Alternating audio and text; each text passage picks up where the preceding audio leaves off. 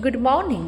একেবারে কনকনে ঠান্ডা রয়েছে কলকাতাতে, কিন্তু গত দুদিন ধরে দেখা গিয়েছে তাপমাত্রার অনেকটাই পতন হয়েছে। বেশ কয়েকটি জেলায় কিন্তু শৈত্যপ্রবাহের সতর্কতা জারি করা হয়েছে, আর এরকম একটা পরিস্থিতি আগামী কয়েকটা দিন বজায় থাকবে। অর্থাৎ শৈত্যপ্রবাহের সতর্কতা, হাড় কাঁপানো হু হু করা ঠান্ডার মধ্যে এই মুহূর্তে রাজ্যবাসীকে পোহাতে হচ্ছে।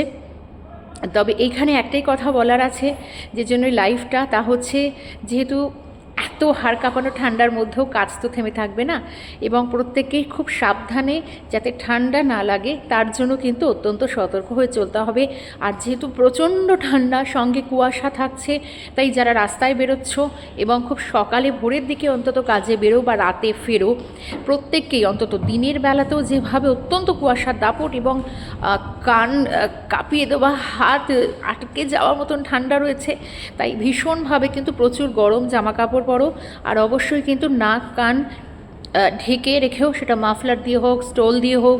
আর অবশ্যই যাদের হয়তো খুব বেশি আমার মতো ঠান্ডা লাগার সমস্যা রয়েছে, তারা কিন্তু অবশ্যই পায়ে মোজা ব্যবহার করবে।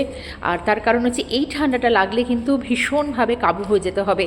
আর যারা বাড়ির বয়স্ক রয়েছেন তাদের জন্য তো বিশেষ সতর্কতা নিতেই হবে, এবং প্রয়োজনে যদি সম্ভব হয় তাহলে রুম হিটার, সেটার একটা ব্যবস্থা করা যেতে পারে। তাই সব মিলে কিন্তু এরকম একটা অস্বাভাবিক ঠান্ডা, প্রচণ্ড ঠান্ডা, কারণ কলকাতা বা শহরবাসী এর আগে এতটা হাড় কাঁপুনি ঠান্ডা হয়তো পায়নি। তার অনেক পুরনো রেকর্ড আছে, সেগুলো এখন আর বলছি না, কিন্তু তার মধ্যেও এখন আগামী 15ই জানুয়ারি পর্যন্ত এরকম একটা ঠান্ডার দাপট চলবে, মানে জাঁকিয়ে শীত যাকে বলা হয় সেটা কিন্তু চলবে। তাই সতর্কতা অবশ্যই নিতে হবে। আর কুয়াশা বা রাস্তাঘাটে সব মিলিয়ে কিন্তু খুব দেখে সাবধানে গাড়ি চালাতে হবে। নিজের জীবন নিজের দায়িত্বে খুব সাবধানে সতর্ক হয়ে চলতে হবে আপাতত। আর যারা শীতপ্রেমী রয়েছে আমার মতো, কিন্তু হু হু করে ঠান্ডা তো অবশ্যই আমাকেও বেশ কাবু করে ফেলেছে, তাই অবশ্যই শীতপ্রেমীদের জন্য প্রচুর মজা এবং চুটিয়ে তারা শীতটাকে এনজয় করছে। এনজয়ও হবে, কিন্তু সঙ্গে থাকবে সাবধানতা এবং সতর্কতা। টাটা।